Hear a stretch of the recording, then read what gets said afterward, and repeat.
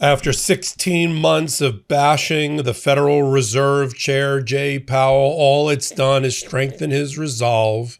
And in a press conference yesterday to announce no change in interest rates to bail out Trump's failed economy, Jay Powell went one step further. He told Donald Trump not only is he not leaving in May of 2026 when his Federal Reserve chairmanship is over, but that he will stay in that position as the chairperson pro tempore if Donald Trump's pick to replace him is not confirmed by the Senate. And it's not looking good between now and May the 15th for Kevin Warsh to be confirmed by the Senate, because Donald Trump has opened up a criminal investigation against Jay Powell, the Federal Reserve, led by Jeanine Pirro, his political ally in the U.S. Attorney's Office in D.C. She's not letting up. That's making Jay Powell get his Irish up, as Joe Biden liked to say, and says he's not going anywhere until the investigation is completely over and he's effectively been cleared. Therefore, Tom Tillis in the Senate, who's leaving the Senate but has a vote on the Senate Banking Committee, he says he won't vote for Donald Trump's replacement as chair of the Federal Reserve in Kevin Warsh unless the Federal Reserve chairman is cleared of his criminal investigation. Oh, what a tangled web Donald Trump has woven. You're here on the MeidasTouch Network and Legal AF. I'm Michael Popok. Let's get to the new reporting in the last 24 hours. We knew that the Federal Reserve was going to be meeting yesterday and making their decision about whether interest rates were going to be cut or not. Donald Trump wants them cut because that's cheap money. That helps bail out his failed economic policies by making money really cheap, and therefore people invest with really cheap money, except it leads to hyperinflation. The Federal Reserve makes the decision about ratings and rates based on what's called the Federal Open Markets Committee. It's comprised of 12 people, 7 members of the Board of Governors, of which Jay Powell is the chair, and 5 rotating members who are presidents of the regional Federal Reserve banks. And out of that 12 people, you know how many people wanted to cut interest rates? 1. Even 2 Trumpers, Waller and Bowman, said, we're not cutting rates. So there goes rate cuts. And the market has reacted. In fact, the market doesn't think there's going to be a rate cut again in 2026. And there may be a rate increase in 2027. So take that. But in that same press conference, a defiant Jay Powell, somebody I've never seen before. The fact that I'm putting defiant and Jay Powell in the same sentence is amazing.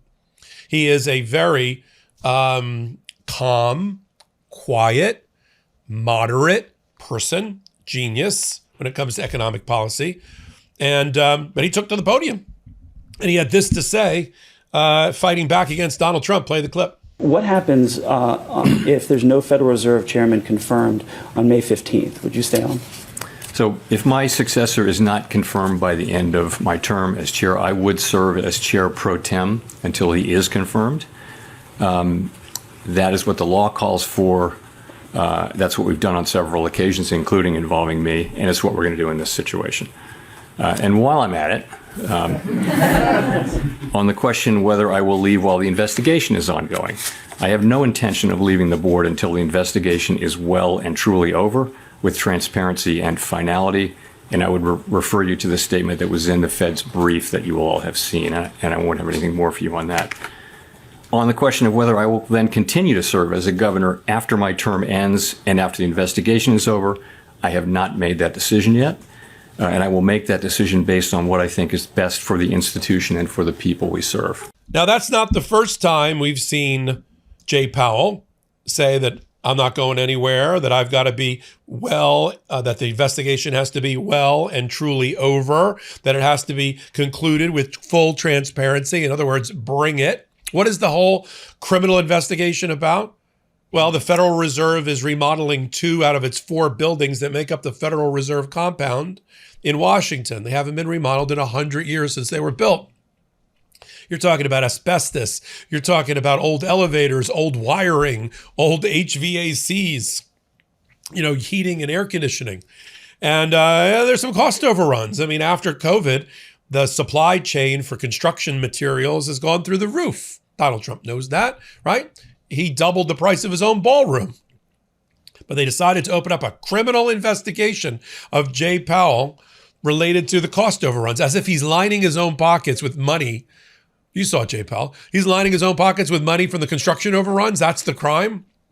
That's so ludicrous that Jeb Boasberg, chief judge of all grand jury proceedings in the federal court in D.C., just dismissed the subpoenas.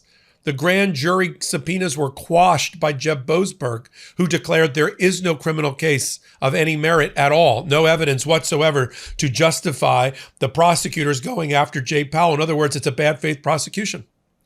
And of course, that led to Jeanine Pirro basically getting all angry on behalf of Donald Trump and saying she's going to appeal and she's going to go after Jay Powell. And somebody asked her, well, what do you think that means for the confirmation of Jay Powell's successor, Kevin Warsh? You know, how are you going to get him? How are you going to get that guy confirmed to replace if you're still running your criminal investigation? Play the clip. Jerome Powell today is now bathed in immunity, preventing my office from investigating the Federal Reserve. This is wrong, and it is without legal authority.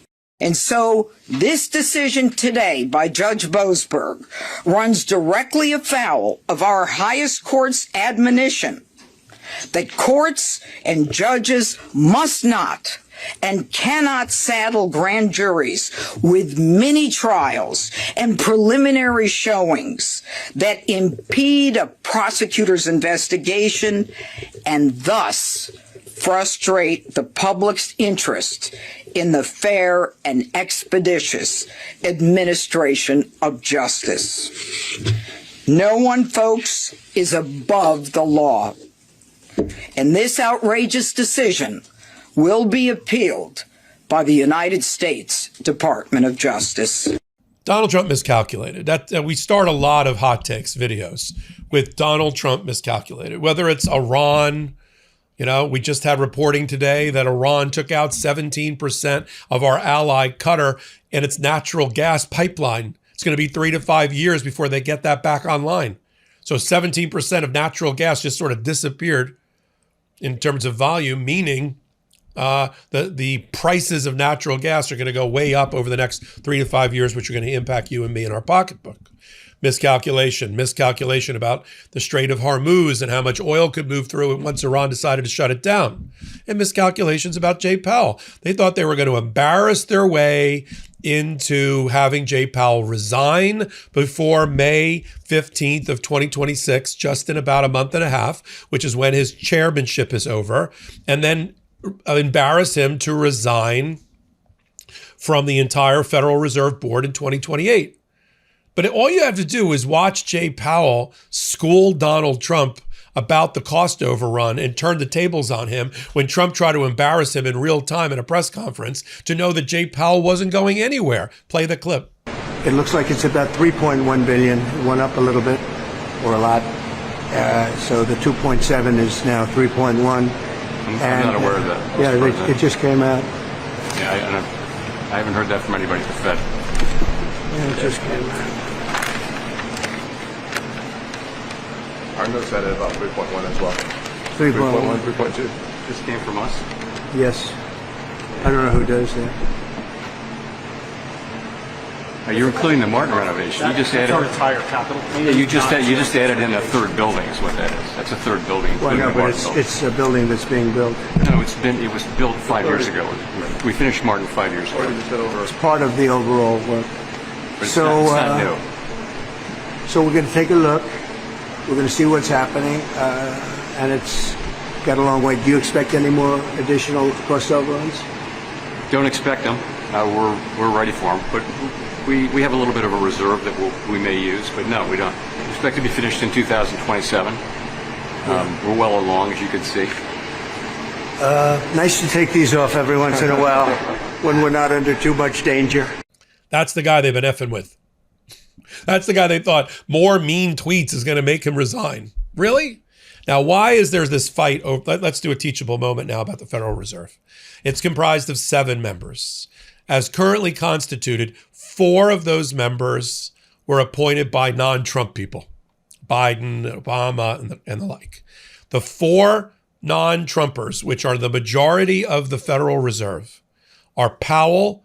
His term expires in 2028.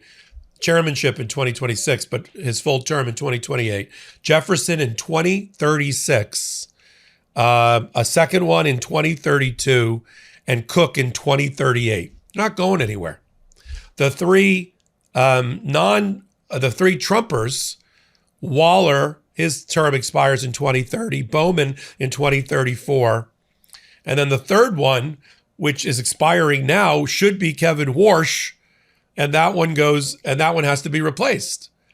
Now, the reason why the majority control of that board is so important is because the majority picks who are the other members of the Federal Open Markets Committee, which meets monthly, quarterly, to talk about interest rates. That's a 12-member committee. 7 of them are the Board of Governors I just described. 5 come from the Federal Reserve's regional banks and their presidencies. That's picked by the majority on the Federal Reserve's Board of Governors.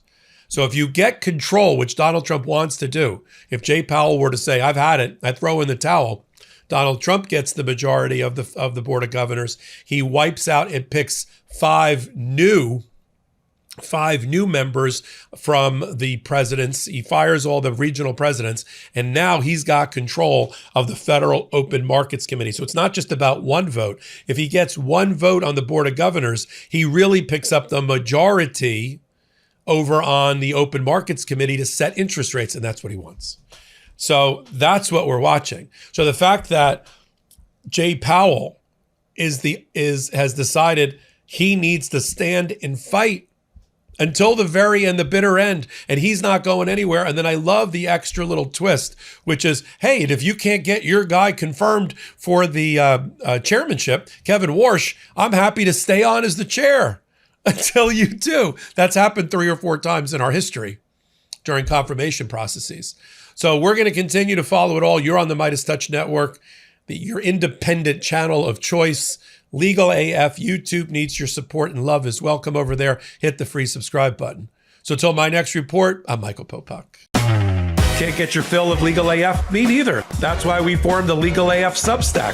Every time we mention something in a hot take, whether it's a court filing or a oral argument, come over to the Substack. You'll find the court filing and the oral argument there, including a daily roundup that I do called, wait for it, Morning AF. What else? All the other contributors from Legal AF are there as well. We got some new reporting. We got interviews. We got ad-free versions of the podcast and hot takes. Where? Legal AF on Substack. Come over now to free subscribe.